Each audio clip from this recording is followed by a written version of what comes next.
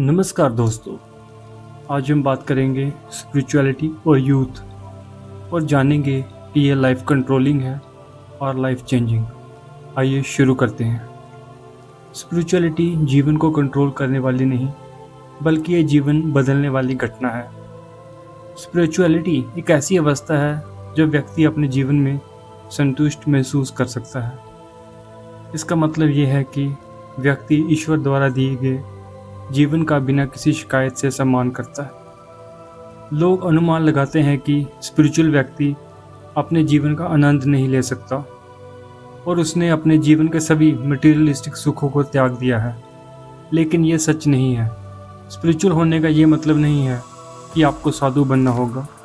इसका मतलब ये है कि जो आपके पास नहीं है उसके लिए आपको शिकायत नहीं करनी है, बल्कि जो आपके पास है उसके लिए आपको आभारी होना चाहिए।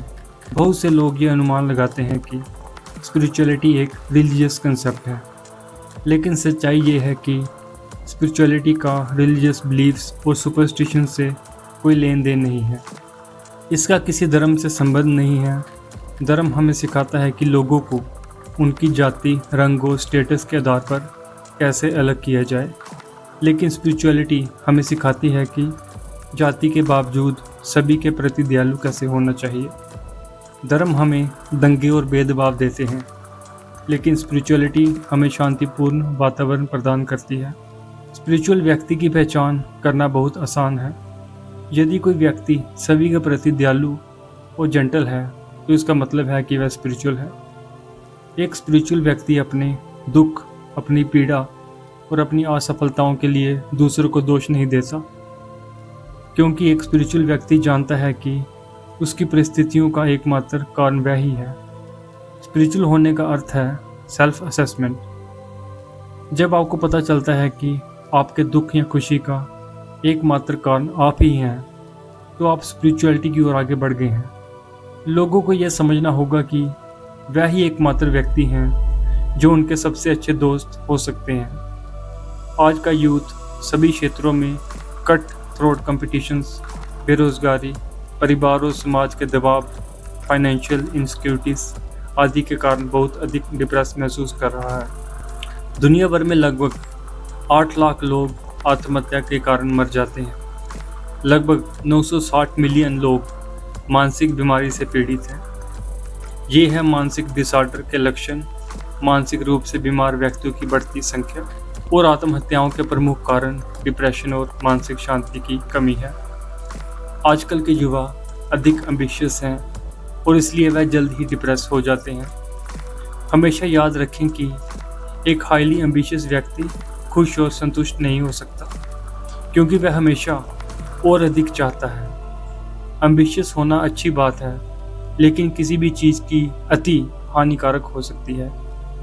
तो यह टॉपिक आपको सुस्त बनाने के बारे में नहीं है, बल्कि एक ऐसा व्यक्ति बनाने के बारे में है जो खुशी के बजाय संतुष्टि के मूल्य को समझता है। जैसा कि आप सभी जानते हैं, कोविड-19 के प्रकोप के बाद युवाओं में उनकी स्पिरिचुअल बिलीफ्स को लेकर भारी बदलाव देखा जा सकता है। देखा गया है कि इस ग्लोबल पैंडेमिक के बाद युवा अपने जीवन लक्ष्यों के प्रति अधिक सावधान हो रहे हैं और स्पिरिचुअल वैल्यूज को अपनाने का प्रयास कर रहे हैं। आजकल युवा स्पिरिचुअलिटी में रुचि ले रहे हैं।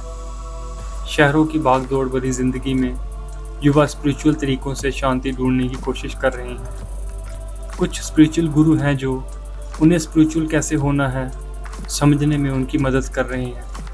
हमारा युवा एक बेहतर दुनिया बनाने की कोशिश में धीरे धीरे खुद को अपनी आत्मा से जोड़ रहा है। ये आज की पीढ़ी के लिए एक आवश्यकता है, क्योंकि युवा ही दुनिया का भविष्य है। युवा को यह समझना होगा कि उनका जीवन इस दुनिया की किसी भी चीज़ से अधिक महत्वपूर्ण है। मरकर आप कुछ नहीं कर सकते, लेकिन इस जीवन से आप बहुत कुछ कर सकते हैं। सुसाइड कोई समाधान नहीं है। ये आपके दुख को उन लोगों तक ट्रांसफ़र करना है जो आपसे बहुत प्यार करते हैं। सो रोना बंद करो। जो तुम्हारे पास है उसके लिए आभारी रहो। हर बार जब आप किसी को अपने से अधिक माइजरेबल कंडीशन में देखते हैं, उस स्थिति में ना होने के लिए धन्यवाद कहें। जब भी आप अपनी थाली में खाना देखते हैं, धन्यवाद कहें। जब भी आप अपनी अलमीरा में कपड़े देखते हैं तो धन्यवाद कहें। आपके पास माता पिता, परिवार और रहने के लिए घर है।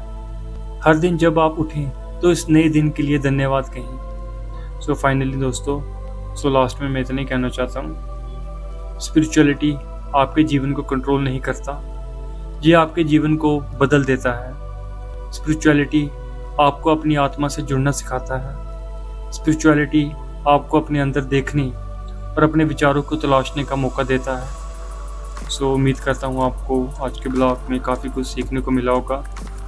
Thanks for listening, good bye, take care और मिलते हैं एक नए ब्लॉग में।